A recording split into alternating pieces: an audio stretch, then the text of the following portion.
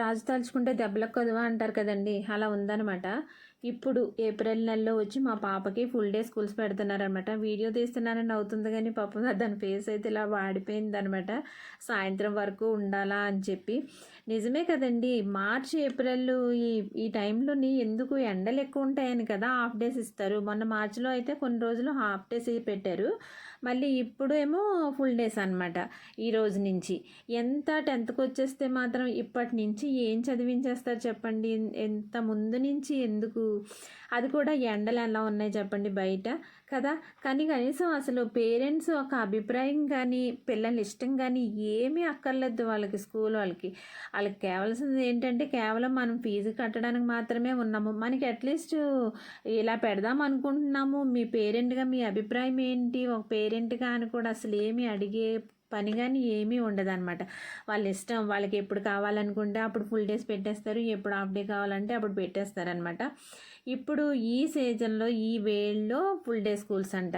ఆ స్కూళ్ళు ఏమన్నా ఎలా ఉంటాయి చెప్పండి. ఒక గాలి వెలుతురు ఉండవు, వాష్రూమ్స్ ఏమో కంపు కొట్టుకుంటా, ఫ్యాన్లు అంటారా ఇంకా అసలు చెప్పక్కర్లేదు. మామూలు మన ఇంట్లో ఫ్యాన్లే ఇప్పుడు తిరగనా మా అన్నట్టు తిరుగుతాయి.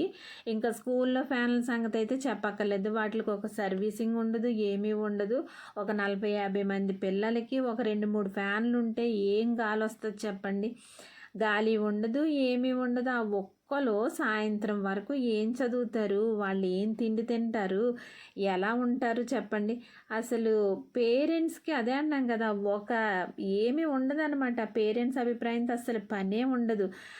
జనరల్గా చూడండి, అందరికీ గ్రూప్స్ ఉంటాయి కదా, వాట్సాప్ గ్రూప్స్ అనేవి, ఫ్యామిలీ గ్రూప్స్ అని, ఫ్రెండ్స్ గ్రూప్స్ అని, అవన్నీ ఇవన్నీ చాలా రకరకాల గ్రూప్స్ అయితే ఉంటున్నాయి. కానీ స్కూల్ పిల్లలకి వాళ్ళ పేరెంట్స్కి మాత్రం ఏ గ్రూపు పెట్టుకోవట్లేదు చూడండి. ఇప్పటి వరకు కూడా ఎక్కడన్నా ఉన్నాయేమో నాకైతే తెలియదు. కానీ నాకు తెలిసినంత వరకు అయితే ఒక క్లాస్ పిల్లల పేరెంట్స్ అందరూ ఒక గ్రూప్ అయితే మెయింటైన్ చేయరు అనమాట. స్కూల్ వాళ్ళన్నా ఉంటుంది, స్కూల్ గ్రూప్ ఎలాగో ఉంటుంది అనుకోండి, పేరెంట్స్కి ఒక గ్రూప్ ఉండదు.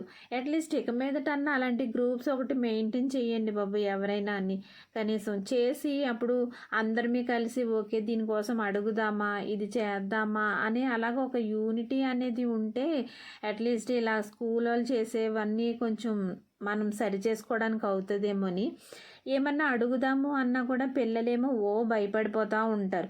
ఏది అడగొద్దు, నువ్వు అడిగితే తర్వాత నన్నే అంటారు అని. కానీ నిజంగానే అంతే అవుతుంది అనమాట. ఏదన్నా అడిగామనుకోండి, ఆ తర్వాత మీ మమ్మీ వచ్చిలా అన్నారు, మీ డాడీ వచ్చిలా అన్నారు అని చెప్పి వాళ్ళు కార్నర్ చేస్తారని పిల్లలేమో భయపడిపోతున్నారు.